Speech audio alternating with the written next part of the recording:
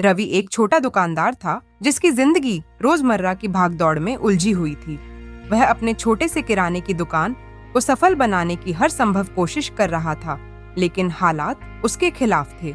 कर्ज बढ़ता जा रहा था, ग्राहक कम होते जा रहे थे और उम्मीदें टूटने लगी थीं। एक रात जब वह दुकान बंद कर घर लौट रहा था, उसे सड़क किनारे एक बूढ़े बाबा मिले। उनके कपड़े साधारण थे, लेकिन उनकी आंखों में अजीब सी चमक थी। बाबा ने उसे रोककर कहा, बेटा, जीवन में हार मत मानो। कल सुबह सूरज उगने से पहले तुम्हें एक इशारा मिलेगा जो तुम्हारी किस्मत बदल सकता है। रवि को यह अजीब लगा, लेकिन उसने इसे एक साधारण बात समझकर नजरअंदाज कर दिया। लेकिन घर पहुंचकर बाबा की बातें उसके दिमाग में घूमने लगीं। इशारा मिलेगा, वह सोचने लगा, क्या सच में कुछ होने वाला है?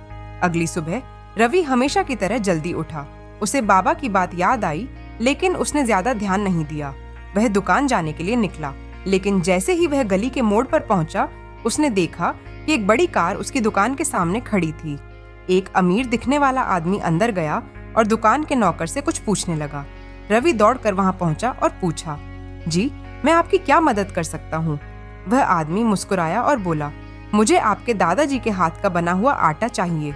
उन्होंने कई साल पहले हमें दिया था और उसका स्वाद आज तक नहीं भूला। क्या आप अब भी वैसा ही आटा बनाते हैं? रवि हैरान रह गया। उसे याद आया कि उसके दादाजी अपने हाथों से शुद्ध गेहूं का आटा पीसते थे, लेकिन समय के साथ रवि ने वह परंपरा छोड़ दी थी। उसने तुरंत हाँ में सिर हिलाया और कहा, जी हाँ, मैं वैसा ही आटा बना सकता हूँ। वह आदमी बहुत खुश हुआ और बोला, अगर वैसा ही आटा बनाओगे तो मैं तुम्हें हर महीने एक बड़ी डील दूंगा। मेरे होटल में हमें शुद्ध चीजों की जरूरत होती है। रवि की आंखें चमक उठीं। वह समझ गया कि बाबा के शब्दों का क्या मतलब था। उसका इशारा यही था, अपनी जड़ों की ओर लौटना, अपनी असली काबिलियत को पहचानना। उस दिन से रवि ने अपने दादाजी की पुरानी विधि से आटा पीसना शुरू किया। धीरे धीरे उसकी दुकान मशहूर होने लगी और कुछ ही महीनों में वह कर्ज से मुक्त हो गया। इस कहानी से हम सीखते हैं कि कभी कभी जिंदगी हमें संकेत देती है, लेकिन हम उन्हें नजरअंदाज कर देते हैं।